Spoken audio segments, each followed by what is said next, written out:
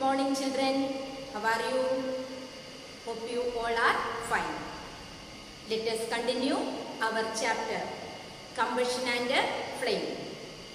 In the previous class, we studied about fuel and also we studied about structure of a flame.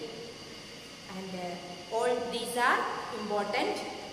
The sources of heat energy for industrial and domestic purposes is called fuels. Examples of fuels are wood, charcoal, kerosene, diesel, etc. These substances are called fuels. Probably no fuel can be considered as an ideal fuel. Next we are going to study about fuel efficiency. Fuel efficiency.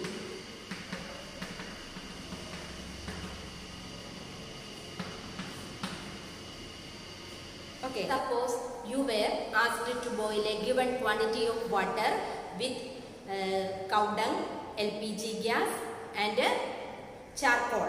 Which fuel would you prefer? Yes. Do these three fuels produce same amount of heat? No. The amount of heat energy produced on complete combustion of 1 kilogram of fuel is called its calorific value. Calorific value. Amount of heat energy produced on complete combustion of 1 kilogram of fuel is called calorific value. Calorific value ennu paranjal തന്നിരിക്കുന്ന substance അത് 1 kilogram substance fuel അത് കത്തിത്തീരുമ്പോൾ ഉണ്ടാകുന്ന ആ ഒരു heat energy അതിനെയാണ് അതിൻ്റെ വാല്യൂവിനെയാണ് എന്ന് പറയുന്നത് കാലോറിഫിക് വാല്യൂ എന്ന് പറയുന്നത്. The amount of heat produced on complete combustion അത് കംപ്ലീറ്റ് ആയിട്ട് കത്തിത്തീരുമ്പോൾ ഉണ്ടാകുന്ന ആ ഒരു ഹീറ്റ് എനർജി അപ്പോഴുണ്ടാകുന്ന ഹീറ്റ് എനർജി അതിനെയാണ് എന്ന് പറയുന്നത് കാലോറിഫിക് വാല്യൂ എന്ന് പറയുന്നത്. Calorific value of a fuel is expressed kilojoule per kilogram. Kilojoule per calorific value is expressed kilojoule per kilogram.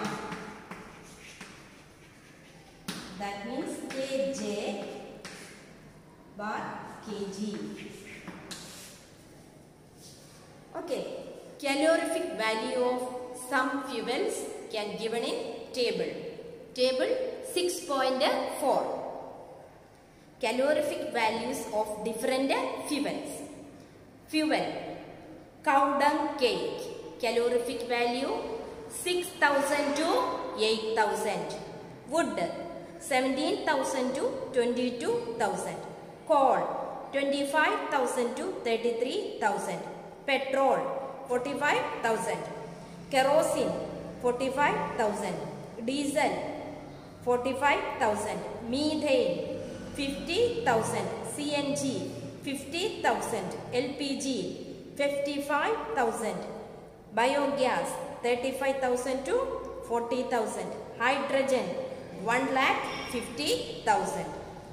These are the fuels and calorific value of that fuels. Next, burning of fuels lead to harmful products. The increasing fuel consumption has harmful effects on the environment.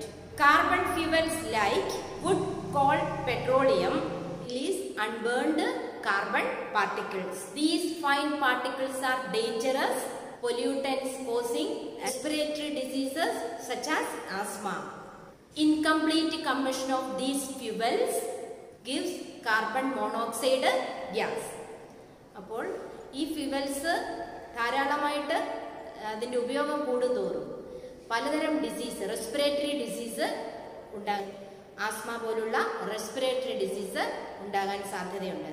അതുപോലെ incomplete combustion of these fuels which leads to production of carbon monoxide. It is very poisonous gas. It is dangerous to burn coal in a closed room. The carbon monoxide gas produced can kill person sleeping in that room. Combustion of most fuels releases carbon dioxide in the environment. Increased concentration of carbon dioxide causes global warming. Global വാർമിങ്ങിന് കാരണമാകുന്നു. അതായത് അമിതമായിട്ടുള്ള ഉപയോഗം, ഈ ഫ്യൂവൽസിന്റെ ഉപയോഗം എന്താണ്, അന്തരീക്ഷത്തിലെ temperature increase ചെയ്യുന്നു. അതുമൂലം എന്തുണ്ടാകുന്നു, ഗ്ലോബൽ വാർമിങ്ങിന് കാരണമാകുന്നു.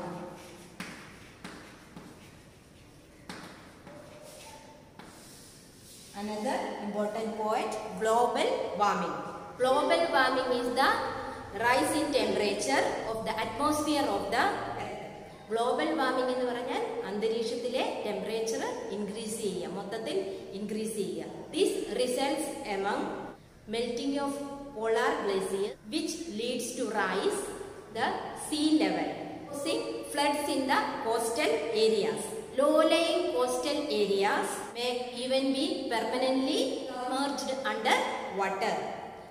അപ്പോൾ ഗ്ലോബൽ വാർമിങ്ങിന് ശേഷം അതുകൊണ്ട് കാരണമാകുന്നത് എന്തൊക്കെയാണ്?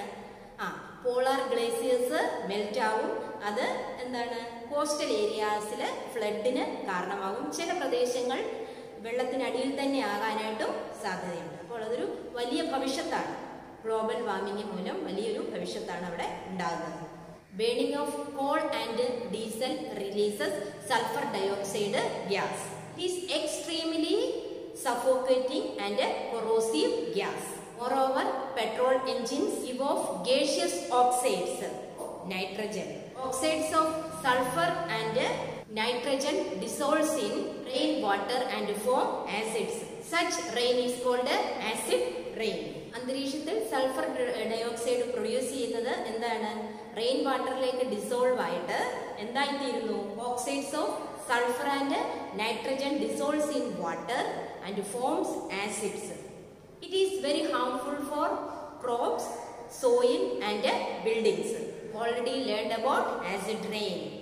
The use of diesel and petrol as used as fuel in automobiles can be replaced by CNG, compressed natural gas, because CNG produces harmful products very less. CNG is a cleaner fuel. CNG is a cleaner fuel.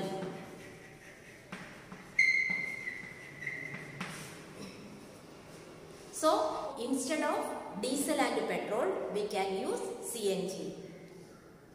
So in this chapter we studied about calorific value.